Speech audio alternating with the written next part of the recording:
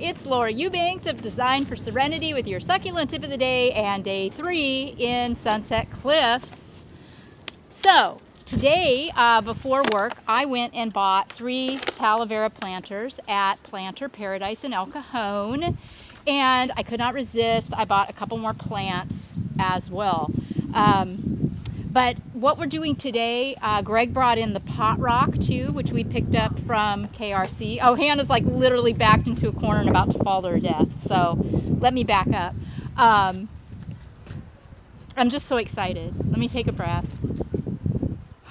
Yes, super excited. So we, in addition to staging the pot rock and completing the foundation plantings, now the team is starting to tapestry. And where I had originally thought I would constrain the tapestries to just the flower beds back here, I've changed my mind and decided that we really need some brush strokes in the main area as well. So I did a little one here with some little eaves needle crest cuttings that our client got from a friend's big giant plant. So those are cute. I planted our little mammillaria that we got at Brandon Bullard's at Desert Theater in one of the aloe vera pots, and I'm going to top dress with blue fireglass.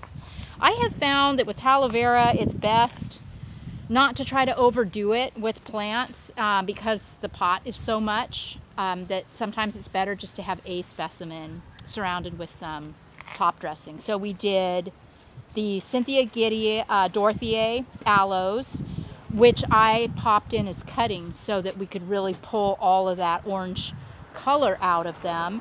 We will be very, very careful not to water, and we are not expecting any rain for the foreseeable future, so those should be absolutely fine. Also, when I'm doing a front yard, I want to be sensitive not to plant things that are going to require a lot of care or water or maintenance so that the client doesn't feel chained to the garden hose. We will be irrigating with subterranean drip, but I don't like irrigating pots. They get too wet, it's too hard to control the water in the pots, and I don't like looking at ugly black drippers either. So we've got Greg leveling flagstone, our pathways working in, and Mel, Luke, Cullen, and Kevin, I have turned them loose on identifying and installing tapestries. So Cully, what you got going on over there? Okay, so if you guys want to come look at what I'm doing, I'm working over here. I first started off with these crassulas up here, and I was just going to leave them alone as a little bunch, but I felt like this area was kind of blank and this is pretty focal, so I thought it could use some tapestry, but I was a little confused on which direction to take it. Usually I like to kind of keep them near rocks, and that kind of directs the flow of the plants. So I was originally going to come wrap this around here, but I felt like that center part needed something, and this rock wasn't here. So I was like, oh, this is a great spot to put a rock so that I can now wrap it around that. The rocks are kind of like magnets for the plants, like they kind of stick to it. So they help to guide the direction of your planting. So I think that worked out well. And now I don't know if I want to continue with this or kind of end it right there and maybe do something else down here as well. So maybe Laura can direct me on what to do next. But I like the way that pot rock turned out, came in clutch. That looks fantastic. I would suggest anytime there's confusion, you shouldn't act. You should step away. So maybe the thing to do would be to step away, start another area, and then reevaluate. And perhaps it will lead you to a solution. So, you can do that, guys. When you're designing your installations, remember these plants can be moved at any time. Just because you put something here today doesn't mean it has to stay there. So have fun with it and know that you have the option of changing your mind. Mel is doing a beautiful tapestry up here next to the Aluaudia procera, and he's pulled in some of these sunburst aeonium that look really spectacular. We've got another little pocket of plant material right here. Kevy, was this yours? Yes, there's Kevin's. And then Kevin's also busy. So we're we're just hopping and bopping. I will be able to determine in another half an hour or so how many more plants I'm going to need from Oasis, because I still want to blow out this area.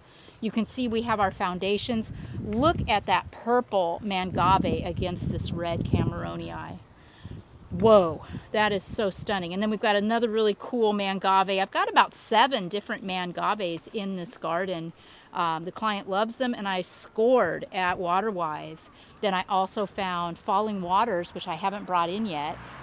And I got a couple from Planter Paradise. So yes, next steps are going to be to try to finish this tapestry today so that we can get going on irrigation tomorrow while I'm shopping to get more plants for these areas up here.